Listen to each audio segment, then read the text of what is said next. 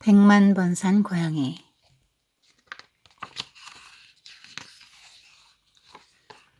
백만 년이나 죽지 않은 고양이가 있었습니다. 백만 번이나 죽고 백만 번이나 살았던 것이죠.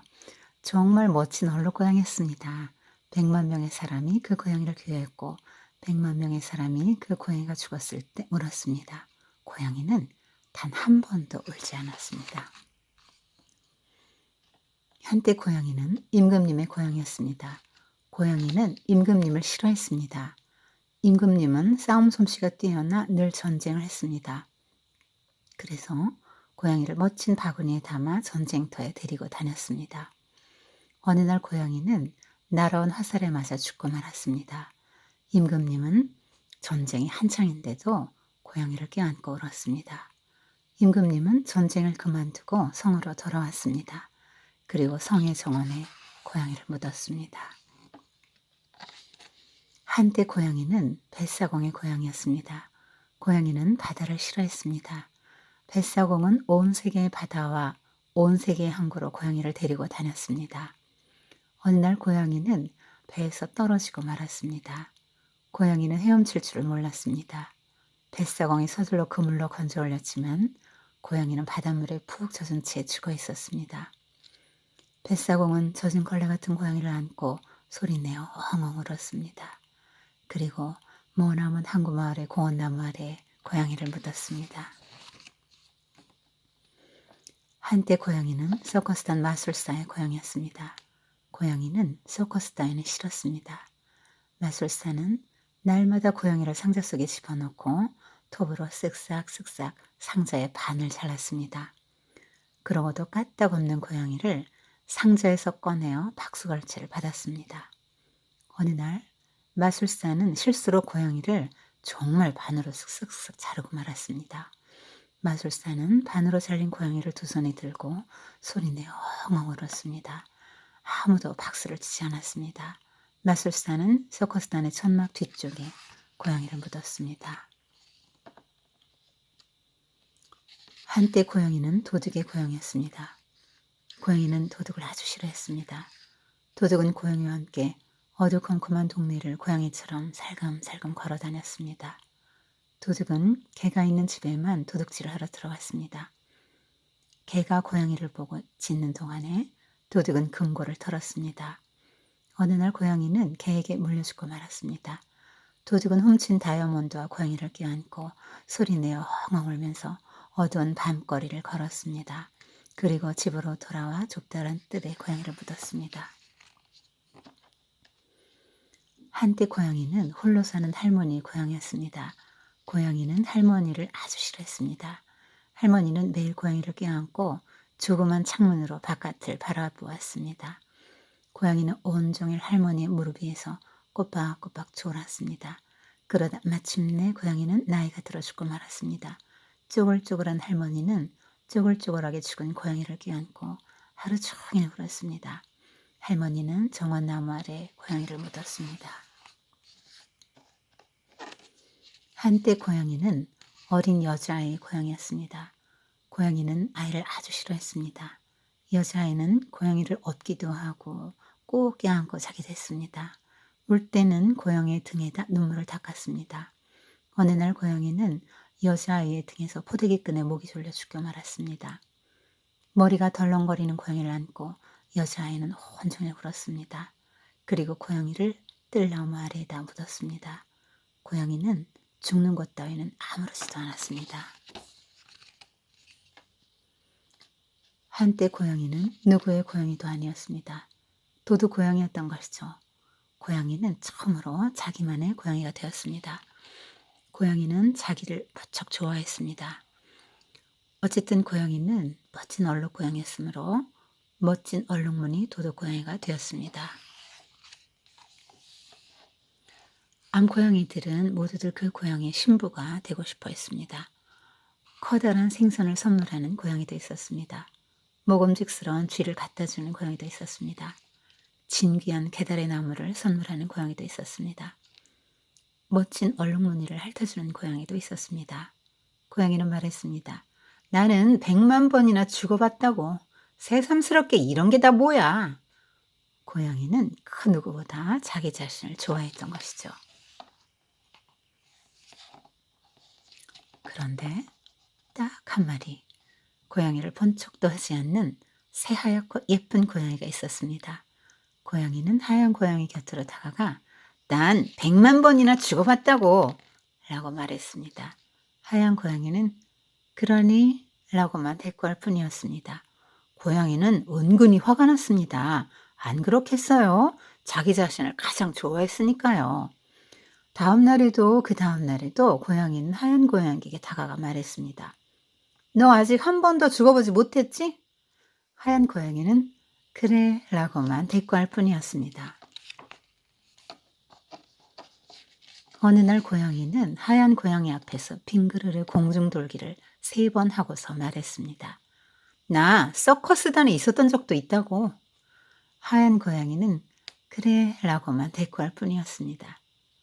"난 100만 번이나" 하고 말을 꺼냈다가 고양이는 "내 곁에 있어도 괜찮겠니?"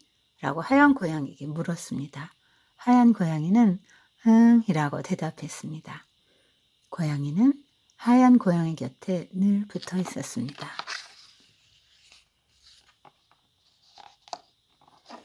하얀 고양이는 귀여운 새끼 고양이를 많이 낳았습니다. 고양이는 이제 "난 100만 번이나" 라는 말을 절대로 하지 않았습니다. 고양이는 하얀 고양이와 새끼 고양이들을 자기 자신보다 더 좋아할 정도였습니다. 마침내 새끼 고양이들이 자라서 뿔뿔이 흩어졌습니다. "녀석들 아주 훌륭한 도둑 고양이가 되었군." 라고 고양이는 만족스럽게 말했습니다. "응" 라고 하얀 고양이는 말했습니다.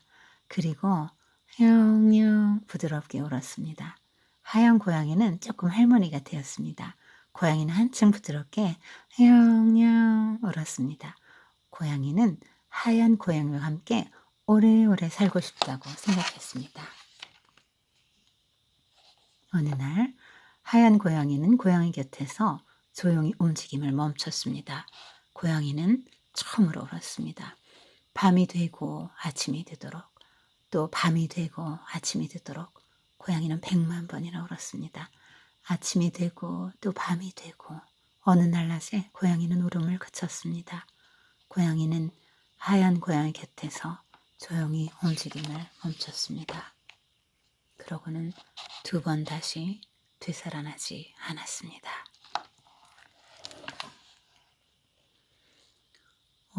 무슨 생각이 들었습니까? 선생님은 일단 이 고양이가 너무 좀 기괴하고 무서운 고양이라는 생각이 들었어요. 100만 번씩이나 죽고 다시 살아났고요. 이 고양이를 보니까 뭐 자기를 위해서 100만 명이 울었는데 자기는 한 번도 안 울 정도로 좀 세요, 성격이. 지금 여기 털도 색깔도 뭐 전부 이렇게 좀 세고 강렬하잖아요. 굉장히 강하고 독선적인 성격이 좀 드러나는 것 같아요. 그리고 막 고양이 죽는 것 따윈 아무렇지도 않다고 막 이렇게 말하고 있고요. 도둑 고양이를 또 나머지 생을 살았어요. 이렇게 죽음과 삶에 대해서 많이 나오고 100만 번이나 죽었다 살아났고 그래서 좀 이 그림책이 좀 기괴한 그림책이다 그런 생각이 들었고 그런데 나는 이런데 왜 이 책을 300만 명이나 샀을까? 300만 권이 팔렸대요. 밀리언셀러죠. 이유가 있을 거 아니에요? 뭘까 한번 생각해 봤어요. 여기 보면은 100만 번이나 죽었다 살아나는 그 환생이 나오잖아요. 그러니까 영원한 삶이죠. 죽지 않는 거예요. 일단 그 영생의 사람의 소망을 반영했고요. 그다음에 또 여기 보면은 요 고양이에게 새로운 삶을 선사한 고양이가 하얀 고양인데 하얀 고양이는 되게 양순해요. 여기 보면은 털도 희고 부드럽죠. 아까 그 고양이 억센 털 고양이가 아니죠. 굉장히 온순한 느낌이 들고요. 말을 별로 안 해요. 자기 의사가 별로 없어요. 자기가 없는 것 같아 그냥. 뭐 "어쨌지?" 그럼 그래." 뭐 요 말만 하지 뭐 자기 견해를 말하지 않는 특별한 순둥순둥한 고양이입니다. 근데 요렇게 해서 가정을 이뤘잖아요. 그 요 장면이 굉장히 사람들에게 이렇게 좀 평안함을 줬을 것 같아요. 결혼해서 아기 낳고 이렇게 다복하게 사는 가정이잖아요. 행복하고 그래서 인제 노년에 행복하게 좀 같이 건강하게 오래오래 좀 서로 의지하고 사랑하면서 살았으면 좋겠다. 그랬는데 마지막 부분에 배우자의 죽음을 경험하죠. 우리 뭐 세상 살면서 이런 걸 경험하지 않는 사람 한 명도 없을 거예요. 그런데 어 이 특별한 고양이인데 왜냐하면 이렇게 울어요. 배우자가 죽고 이렇게 울면서 100만 번이나 울었대요. 이 100만 번은 딱 100만 번이 아니라 무한대의 숫자를 말하는 거겠죠. 한없이 울다가 따라 죽어요. 이 장면에서 '야 나도 한번 이런 사랑 한번 해 봤으면 좋겠고 이런 사랑을 받아 봤으면 좋겠다.' 이런 생각을 하니까 그렇죠. 그것도 이 고양이가 어떤 면에서도 사람들에게 어필이 됐을까를 생각해 봤는데요. 음. 지금 요 앞에서는 전부 뭐 왕의 고양이, 뭐 뱃사공의 고양이, 뭐 서커스단의 고양이 이런 식으로 할머니의 고양이 누구에게 소속이 됐잖아요. 주인이 있었어요. 그런데 여기서는 갑자기 이렇게 커지죠. 이렇게 여기 조그맣다가 이렇게 커지잖아요. 이게 심지어 왕의 고양이면 굉장히 말하자면 좋은 거 아니에요? 왕이 먹는 거 같이 먹고 같은 침상에서 눕고 좋은 데 여행 갈 때 뭐 같이 가고 대접을 굵진하게 받을 텐데 별로 이런 존재감이 없어요 그런 데죠. 여기서는 존재감이 가득합니다. 음 그래서 고양이는 자기를 가장 사랑했다는 거죠. 그것이 인제 인간의 본성에 맞는 것 같아요. 사람은 누구나 자기를 사랑하잖아요. 근데 인제 고런 것들을 무의식 중에 이것이 건드려 주기 때문에 이 책을 사람들이 많이 읽지 않았을까. 그리고 가족 사랑 막 이런 순애보 뭐 이런 거는 누구나 이제 꿈꾸는 거잖아요. 음 그래서 고향의 삶이 아니라 이것은 그 사람의 삶을 그리고 있다. 그래서 사람들이 인제 인간의 삶 자기의 삶을 투영하면서 공감을 좀 느낄 수 있었겠죠. 그래서 많이 팔리지 않았나 독자 입장에서 한번 생각해 봤습니다. 이 고양이는 작가 자신이다라고 인제 연구한 결과 논문도 있는데요. 어 그 논문의 결론이 이거예요. "고양이는 고양이이듯이 우리 자신의 자유의지를 존중하며 사랑할 것을 담고 있다." 그러니까 이 사노요코의 그림책 5권을 고양이들을 분석한 결과 그 주인공은 모두 사노요코의 삶을 반영하고 있다. 그렇게 결론을 내렸는데요. 사노요코는 대전 2차 대전 이후에 어린 남동생과 오빠의 죽음을 경험했고 아버지가 일찍 돌아가셨고 그 3 번의 죽음을 경험합니다. 한 번도 굉장히 힘든데 3번 힘들었을 것 같아요. 그리고 어머니와 불화했고 또 지독한 가난을 경험했고 전쟁 후엔 다 그랬죠. 그다음에 2번 결혼하고 2번 이혼했대요. 그리고 이제 독거할머니가 돼서 지내다가 암에 걸렸는데 그 후에 사는 게 뭐라고 죽는 게 뭐라고 이런 시니컬한 제목의 에세이집을 2권을 했다고 그럽니다. 어 그러니까 뭐 원제로는 쓸모없는 나날 또 혹은 죽을 의욕 가득 요런 2 제목이 그렇게 번역이 됐는데 그 죽는 것 따위는 아무렇지도 않았습니다. 아까 인제 이렇게 고양이가 말했던 것처럼 굉장히 냉소적인 그런 제목인데 아마 그렇게 외롭고 고독하고 그런 삶을 그렇게 살면서 어 그 사랑을 한번 갈망했겠죠. 그래서 말년에는 할머니 독거할머니 때 말년에는 한류 드라마에 심취해서 윤사마를 굉장히 사랑했다고 합니다. 그런 것들이 인제 그 작가의 여기 이런 수뇌부의 사랑 이런 현실에서 이루지 못한 삶의 그런 것들을 한번 책을 통해서 이제 이루어 봤을 수도 있겠다. 작가를 보면 이제 그런 생각이 들었어요. 일단 책을 분석할 때는 독자 입장에서 한번 왜 책을 사람들이 좋아할까? 그 다음에 작가가 어느 정도 표현되었나 한번 그런 것들을 보는 게 좋겠죠. 그리고 이 책을 보면서 몇 가지 질문이 좀 있었습니다.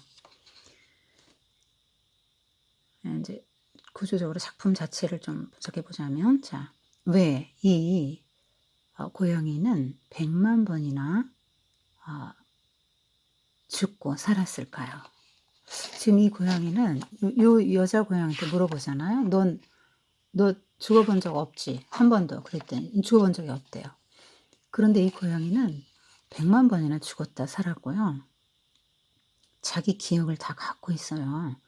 그러니까 100만 개의 자아를 갖고 있는 거예요, 이 고양이는.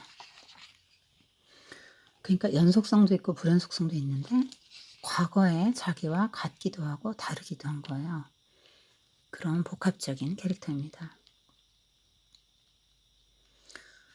근데 한 번도 울지 않았대요. 100만 명이 자기를 사랑해서 죽었을 때 울었는데 자기는 안 울었대요. 왜 안 울었을까요? 이렇게 임금님의 고향인데 임금님 싫어하고, 뱃사공의 고향인데 뱃사공 싫어하고 바다 싫어하고, 서커스 마술사의 고향이었는데 서커스를 너무 싫어했고요. 도둑 고양이의 고향인데 도둑을 싫어하고, 어린아이 고향인데 뭐 어린아이 싫어하고, 할머니 고향인데 할머니 싫어하고, 왜 이렇게 다 싫어할까요? 왜 이렇게 싫어할까요? 왜 그럴까요? 이거는 아무래도 자기가 원하던 운명이 아니었던 거죠. 그래서 싫었던 거예요. 이것도 싫고 저것도 싫고. 그러니까 인생을 굉장히 염세적으로 보고 있는 작가의 그 성향이 드러납니다. 인생이 이렇게 100만 번이나 반복해도 만족이 없고 다 싫은 것뿐이고 그렇다는 거죠. 인생을 아주 그렇게 보고 있습니다. 그리고 이 고양이가 그렇게 생각하는 중요한 원인 중에 하나는 주인이 다 있다는 거예요. 지금 주인이 다 있잖아요. 심지어 왕이 주인인데도 싫고요. 언제 제일 좋아요? 도둑 고양이. 주인이 없을 때, 내가 주인일 때죠. 다시 말해서. 내 마음대로 살 수 있는 내가 주인 됐을 때 가장 자아가 부풀어요. 그리고 앞에서는 사람과 관계를 맺었는데 여기서는 이제 고양이들의 왕초가 됩니다. 그래서 온갖 좋은 걸 갖다 주고 결혼하기를 청해도 쳐다도 안 봐요. 화학질하고 있죠. 굉장히 도도하고 강한 고양이입니다. 그런데 이 고양이 마음을 빼앗는 고양이가 생겼죠. 지금 이 고양이는 자기를 사랑하고 자기가 중요하기 때문에 다른 고양이들이 자기를 사랑하는 건 중요하지 않아요. 100만 번이나 사랑을 받았다니까요. 그러니까 사랑받는 건 중요하지 않고 내가 사랑하는 게 중요한 거예요. 내가 마음에 드는 대상을 내가 사랑하는 게 중요하다. 근데 이 내가 사랑하는 그 고양이를 만났단 말이에요. 그래서 주인이 있는 걸 싫어하는 거죠. 도구적인 삶, 주어진 운명의 삶을 거부하고 내가 자율적으로, 주체적으로 내가 선택하는 삶, 그런 삶을 원하는 것이에요.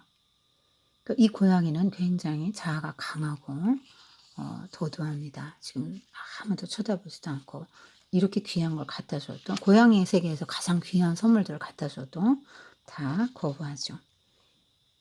근데 이 고양이의 삶에 놀라운 변화가 와요. 자기밖에 모르고 자기 애로 똘똘 뭉쳤던 이 고양이에게 그 사랑의 중심축이 가족에게로 향하는 놀라운 경험을 하게 해주는 게 암고양이 역할이에요.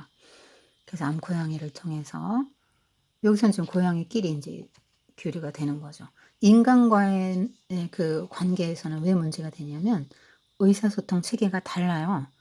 사람은 동물과 의사소통 체계가 다르죠. 동물을 지배하게끔 돼 있잖아요. 그러니까 동물 입장에서는 일방적으로 내가 저 주인에 의해서 내가 내 인생의 삶을 주체적으로 살고 있지 못하다라고 생각할 수 있는 거죠. 그래서 고양이들과의 만남에서 전략을 이제 처음에 모든 고양이들이 했던 그 전략을 수정합니다. 그래서 내 곁에 있어도 괜찮겠냐고 자존심을 다 내려놓고 허락받고 고양이와 결혼하죠. 그래서 이렇게 참 다복한 가정을 이루었어요. 보기 참 좋네요. 그런데 이제 그 부모의 그 자녀죠. 네, 도둑고양이니까 도둑고양이를 낳아서 다 이제 보냈습니다. 출가한 것이죠. 자녀들이 둘 남았어요. 부부간에 둘이 남았으니까 이제 원 하나 없어지면 정말 얼마나 외로워요. 더 의지하고 더 사랑하게 되고 부부간에 참 의미를 알 때가 이제 되었어요. 한 60 넘으면 알게 된대요. 젊은 부부들은 뭐 많이 다투기도 하지만 나이 먹으면 다툴 일이 없어요. 소중해지죠. 그런데 누구나 경험하는 이런 슬픔을 경험하게 돼요. 자, 이 고양이가 원했던 거는 내가 사랑하는 사람을 만나는 거예요. 남이 아니라 남의 사랑받는 건 원하지 않고 남에게 내가 사랑하는 거, 내가 내 마음에 드는 대상을 만나서 내가 내 인생을 사는 게 중요한 건데 그걸 소원했고요. 그 소원을 이루었네요. 100만 한 번째. 그리고 이 사랑하는 고양이 오래오래 건강하게 오래오래 사는 건데 그 소원을 이루지 못했네요. 그래서 이렇게 슬피 울어요. 100만 번 동안 사랑받고 100만 번의 죽음을 경험하고 100만 번의 그 사랑했던 주인들에게서 굉장히 많은 그 주인들을 울었는데 자기는 한 번도 안 울었는데 여기서 비로소 눈물이 터져요. 100만 번을 울어요. 그리고 나서 다시는 태어나지 않았어요. 이 다시 태어나지 않았다, 2번 다시 되살아나지 않았다는 게 무슨 말일까요? 이 작가는 인간의 삶을 윤회로 보고 있는데요. 네. 다시 되살아나지 않았다. 윤회의 그 수레바퀴에서 벗어났다, 해탈했다. 그러니까 붓다, 깨달은 자, 부처가 되었다라고 말하고 있는 것입니다. 그럼 어떻게 하면 부처님이 될 수 있습니까? 어떻게 하면 깨달은 자가 됩니까? 어떻게 하면 윤회의 그 고통스러운 인간의 삶에서 벗어날 수 있습니까? 작가는 참된 사랑을 경험하면 그렇게 할 수 있다고. 참된 사랑이 인간을 구원할 수 있다. 그리고 깨달으면 그 깨달음의 인식이 인간을 구원에 이르게 할 수 있다라고 말을 하는 것이죠. 그래서 100만 번을 살아도 주체적으로 내가 원하는 삶을 살지 못하고 내가 정말 참된 사랑을 해보지 못하다면 인생은 무의미해서 정말 한 번이라도 사랑을 했을 때, 내가 원하는 주체적인 삶을 살았을 때 그 윤회의 탈을 벗어나서 그 구원을 받을 수 있다라고 말하는 것입니다. 자, 성경은 무엇이라고 말씀합니까? 자, 성경은 한 번 죽는 것은 사람에게 정한 것이요 그 후에는 심판이 있으리라 라고 히브리서 5장 27절에 말씀하고 있습니다. 그러니까 한 번 태어나고 한 번 딱 죽는 거예요. 그런데 만약에 이 작가처럼 100만 번을 다시 죽고 또 살고 이렇다고 생각한다면, 윤회를 맞다고 생각한다면 어떤 문제가 있을까요? 하고 한번 토론해 보세요. 자, 수레바퀴에서 처음은 어디서 나온 거예요, 그러면? 태초에 하나님이 천지를 창조하셨다니 창세기 1장 1절을 부정하는 거죠. 그리고 지금 100만 마리 고양인데 전생에서의 그러한 죄를 그 다음 생에 그대로 끌고 오는데 어떻게 이 죄를 속합니까? 그런 것들이 지금 해결이 안 되죠. 사랑하면 된다, 깨달으면 된다라고 말하고 있는데 죄는 죄죠. 그냥 있어요. 그리고 100만 번을 살아나기 때문에 그 구원을 얻을 필요가 없는 거예요. 다음 생에 또 태어나는데 뭐 이번 단 한 번 내가 이 땅에 살 때 구원받아야지, 이런 구원을 꼭 받아야 된다, 이런 생각을 안 하게 만듭니다. 그리고 심판이 있다라는 걸 잃어버리게 만들죠. 100만 번에 또 태어나는 거예요. 성경은 죽으면 심판을 즉시 받습니다. 우리가 지옥 아니면 천국인 것이죠. 그래서 일회적인 삶을 여러 번 있는 것처럼 생각하게 만들고, 내가 지금 고통받고 내가 지금 이런 것도 전생에 타고난 것이고 엇보고, 또 지금 내가 짓는 죄 문제를 어떻게 해결할 것인가 하는 거에 대한 이야기를 하지 않고, 또 정말 구원받아 예수님을 믿고 성령의 도움을 받아서 새로운 구원의 그 삶을 들어갈 수 있는데 예수님이 필요 없게 만드는 것이죠. 그래서 이 윤회가 정말 맞는 건지, 윤회, 기독교를 믿는 사람이라면 윤회, 환생, 전생 이런 것을 믿으면 안 되는 이유가 뭔지 한번 생각해 보세요. 그 다음 주인의 문제를 한번 또 논의해 보면 좋을 것 같아요. 여러분의 삶을 리드하고 있는 게 무엇입니까? 하나님이십니까? 말씀입니까? 출세의 목적입니까? 결혼입니까? 돈입니까? 여러분을 리드하는 인생의 목적이 무엇입니까? 그것이 여러분의 주인입니다. 지금 이 고양이가 전반부 후반부가 극명하게 대조되는 것은 주인이 있고 그 다음에 주인이 없고의 차이입니다. 사도행전 1장 1절은 내 인생의 주인은 너다. 그러니까 내 마음대로 살아라입니다. 하나님은 우리의 창조주시고 주인이시죠. 만드셨으니까. 그리고 우리에게 모든 좋은 것들을 허락하셨고 하나님만 인정해라. 그리고 그 안에서 이렇게 내가 너에게 많은 걸 줬으니까 서로 사랑하면서 살아라 하고 우리에게 이렇게 모든 걸 주셨어요. 근데 사람은 그 하나님을 주인을 인정하고 싶지 않아요. 왜냐하면 간섭하는 것 같고 잔소리가 많은 것 같잖아요. 내 마음대로 살고 싶잖아요. 그래서 창세기 3장에 보면 하와가 그 하나님의 그 명령을 거역하고 자기 마음대로 사는 길을 선택하죠. 인본주의, 자아실현, 주체적인 삶, 자율적인 삶. 그러니까 하나님의 기준으로 선악을 분별해 줄 테니까 하나님의 보기에 선한 쪽으로 살아라 하고 선악과 이렇게 해놨는데 아니에요. 자율, 셀프로 내가 법이 될 거예요. 내가 선악을 내가 결정할 거고요. 내 마음대로 살 거예요. 그리고 하나님에게서 딱 떨어져 나갔죠. 그때부터 이 지금 도둑고양이 자유로울 것 같지만 성경은 자유가 아니라 욕망과 죄에 노예된 삶이 된다. 그렇게라고 성경은 그렇게 말하고 있습니다. 자유가 아니죠. 자유인 것 같이 보일 뿐이에요. 그리고 지금 또 중대한 우리에게 눈점을 흐릴 수 있는 부분이 어디냐면 이 부분이에요. 이렇게 사랑하고 가족을 사랑하고 이제 자녀를 낳아서 키우는 장면인데요. 이건 성경이 말하는 사랑의 일부분이죠. 가족 사랑은 자기 사랑을 넘어섰다는 점에서 굉장히 훌륭한데 역시 자기 사랑의 연장입니다. 잘 생각해 보면 가족도 자기 사랑의 연장이에요. 하나님은 우리가 이러한 가족 사랑을 조금 더 확대하기를 원하시죠. 그래서 이렇게 부부간에 결혼해서 새끼 낳고 행복하게 한번 살아봐서 그렇게 사랑해서 사랑하는 사람을 한번 사랑을 해봤기 때문에 이렇게 구원받고 다시는 되살아나지 않고 해탈의 경지에 이르는 것이 아니라 우리는 어떻게 구원받느냐면 요거는 뭐 로맨스는 모든 그 큰 하나님의 사랑의 아주 지극히 일부분이죠. 우리는 예수 그리스도를 믿음으로 구원 받는 것입니다.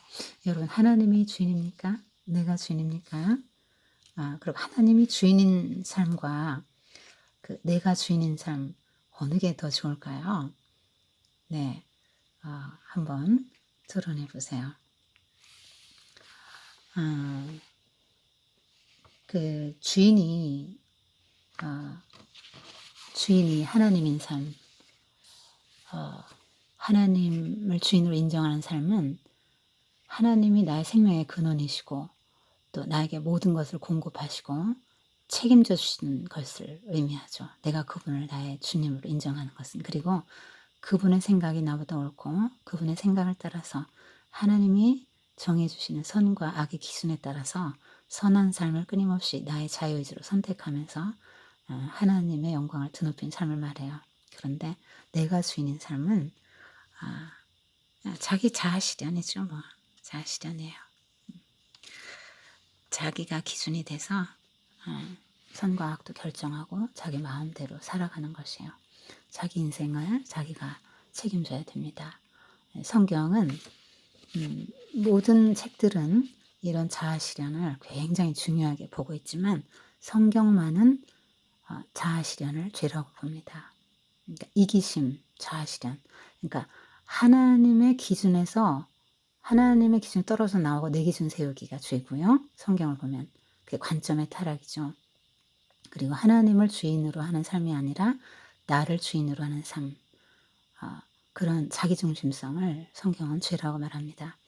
자, 굉장히 많이 팔렸고 또 굉장히 좋은 의미를 담고 있는 그런 책인데 기독교적 관점에서 한번 조목조목 따져보면서 정말 내가 원하는 삶이 아니라 하나님이 원하는 삶은 뭘까? 하나님이 원하는 삶을 살았을 때 뭐가 좋을까? 또 뭐가 어려울까? 또 내가 원하는 삶을 살 때 뭐가 좋고 뭐가 어려울까? 한번 논의해 보면 좋은 책인 것 같아요. 그리고 윤회, 환생, 전생 절대 그런 거 믿으면 안 됩니다.